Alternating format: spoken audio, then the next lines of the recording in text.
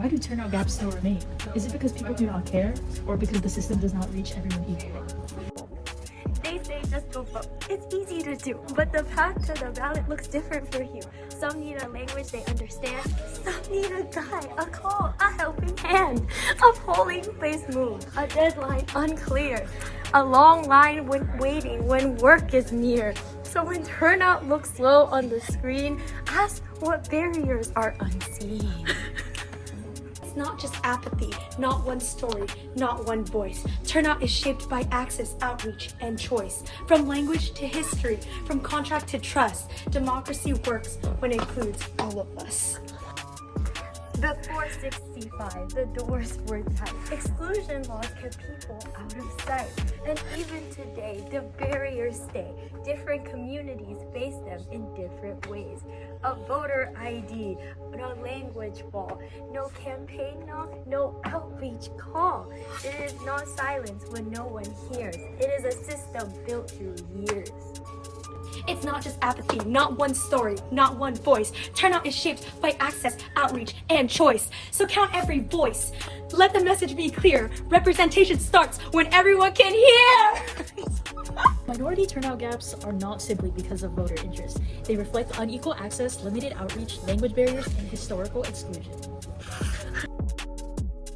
Hi everyone, we're going to be doing minority turnout and the monolith problem on Asian Americans. So, minority voter turnout in the US has historically been lower than turnout amongst white voters, although participation rates vary significantly across racial and ethnic groups and across elections. Political scientists argue that these differences cannot be explained by individual motivation or political interest alone. Instead, research shows that institutional factors such as voter ID laws, access to voting resources, political mobilization, and representation can create unequal barriers to participation, contributing to turnout gaps across racial and ethnic groups. So moving into voter identification laws, according to Hajnal et al., strict voter ID laws may contribute to racial turnout gaps by creating additional barriers to voting. Their research found that these laws were associated with lower turnout among voters of color relative to white voters, particularly in primary elections. Turnout decreased more for black voters, and especially for Latinx and Asian voters. However, Grimmer et al. Challenged these findings, arguing that some of those gaps existed before laws were passed, and that the data may not be the best way to measure the law's effects.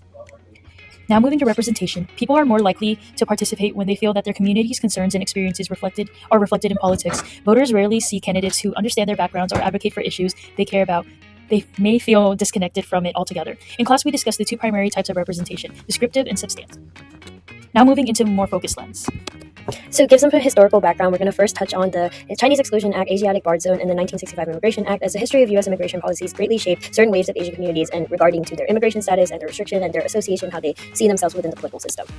First off, let's talk about ethnic distinctions. We want to emphasize that Asian communities are not existing within a monolith. Certain aspects, such as 22% of Indian Americans have limited English proficiency compared to 53% of Vietnamese Americans. Factors that influence these differences include the share of each group that is foreign-born, the legacies of British or colonial American colonialism in their home country, and the average levels of educational attainment within the country. And it's also related to either being a highly skilled professional or a refugee.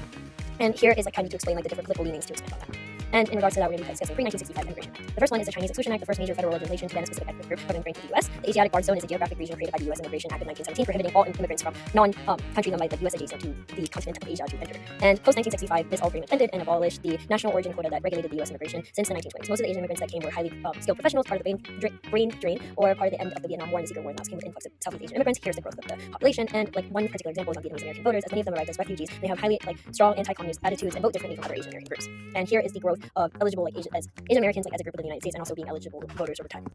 Okay, so moving on to language access. Many eligible voters come from multilingual or limited English proficient communities. So when ballots, voter guides, restriction forms, or election websites are only available in English, voting becomes harder to navigate. This concern grew after President Trump's 2025 executive order designated English as the official language of the U.S. and revoked Clinton's executive order 13166, which had required federal agencies to improve access for people with limited English proficiency. For Asian American voters, reduced language support could make election information less accessible and contribute to turnout gaps.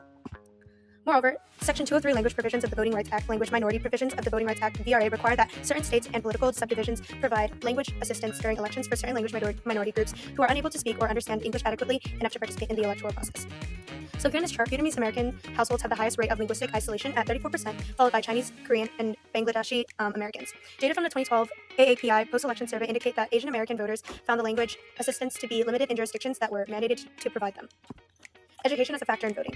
So this quote here says, on the other hand, education provided to be a major dividing line in Asian American communities. Asian Americans with a college degree supporting Biden by a 71% to 27% margin, while Asian Americans without a college degree only supported Biden by a 59% to 38% margin. By this chart, it is evident that education is one of the strongest predictors of voting. While only 35% of people without a college degree voted in all three elections, that number rises to 54% among college graduates. This suggests that differences in education can play an important role in explaining voter turnout among Asian Americans.